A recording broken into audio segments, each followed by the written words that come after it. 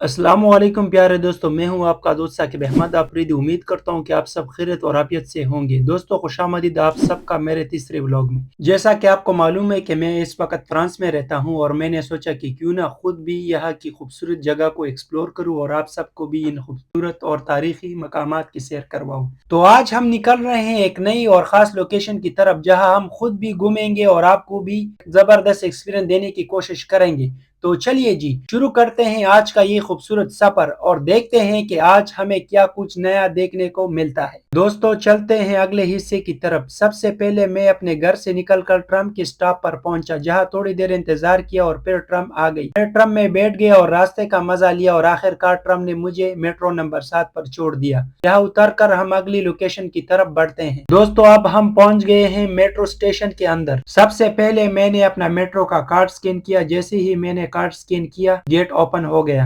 इसके बाद मैंने एक बैनर बोर्ड देखा जिस पर मेट्रो लाइंस और डायरेक्शन लिखे हुए थे। ये देखना फ्रांस में बहुत जरूरी है क्योंकि मेट्रो बहुत ज्यादा है और रूट समझना जरूरी है। मैंने बोर्ड चेक किया कि कौन सा मेट्रो किस तरफ जाता है और फिर अपनी डेस्टिनेशन के लिए सही लाइन पर कदम रखा। अब हम अंदर चलते हैं और अगले स्टेप्स की तरफ बढ़ते हैं। दोस्तों, अब हम मेट्रो के अंदर नीचे की तरफ उतर गए। सीढ़ियों से नीचे उतरने के बाद थोड़ी देर इंतजार किया और फिर मेट्रो आ गई। फ्रांस का मेट्रो निजाम काफी दिलचस्प और मुनज्जम है। यहाँ के स्टेशन आमतौर पर साफ और रोशन होते हैं। हर स्टेशन पर लाइन, नंबर, रुख और अगले स्टॉप वाज़ेह तौर पर लिखे होते हैं। मेट्रो की गाड़ियाँ छोटी मगर मुयस्सर है और रश के औकात में भी सफर बनिस्बत आसान रहता है। हर स्टेशन पर नक्शे और बोर्ड होते हैं ताकि कोई भी आसानी से सफर कर सके। मैं मेट्रो में बैठ गया और अपना सफर जारी रखा और अगले स्टॉप की तरफ बढ़ते हुए अपने देखने वालों के लिए तजुर्बा रिकॉर्ड किया।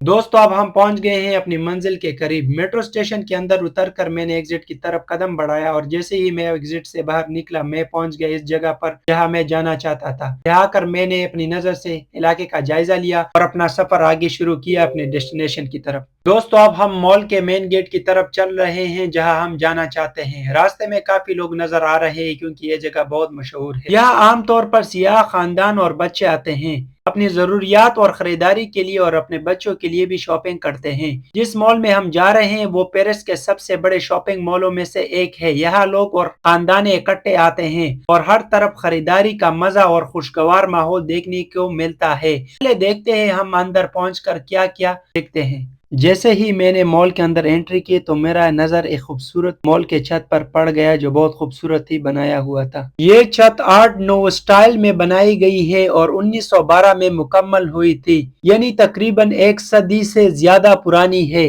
इस छत को देखने के बाद अब हम आ गए हैं इस मॉल की छत पर, यानी इस बिल्डिंग और इस मॉल के रूफ टॉप पर। यहाँ से जो मंजर नजर आता है वो वाकई दिल को खुश कर देने वाला है। चारों तरफ फैला हुआ पेरिस शहर अपनी पूरी खूबसूरती के साथ नजर आता है। सामने दूर से एफल टावर भी दिखाई देती हैं जो इस शहर की पहचान है और साथ ही इर्द गिर्द की खूबसूरती, इमारतें, सड़कें और एक पुरसकून माहौल इस जगह को और भी खास बना। ये मॉल न सिर्फ खूबसूरत है बल्कि यहाँ आपको खरीदारी के लिए तकरीबन हर चीज मिल जाती है। यहाँ मुख्तलिफ मशहूर ब्रांड्स के कपड़े, जूते, बैग्स और खुशबू आसानी से दस्तयाब है। अगर आप खाने के शौकीन हैं तो यहाँ रेस्टोरेंट्स और कैफे भी मौजूद है जहाँ आप आराम से बैठकर खाना खा सकते हैं। मुख्तसर ये कि ये जगह एक मुकम्मल पैकेज है जहाँ आप खरीदारी भी कर सकते हैं, घूम भी सकते हैं और एंजॉय भी कर सकते हैं। मॉल को पूरा देखने के बाद और एंजॉय करने के बाद हम मॉल से बाहर आ गए हैं और अपने घर की तरफ वापस रवाना हो गए हैं। अगर आपको मेरा ये व्लॉग पसंद आया हो तो वीडियो को लाइक करें और शेयर जरूर करें और टिकटॉक और फेसबुक पर मुझे फॉलो करें ताकि मजीद इस तरह की वीडियो और भी देख सके। मिलते हैं अगले व्लॉग में। खुदा हाफिज।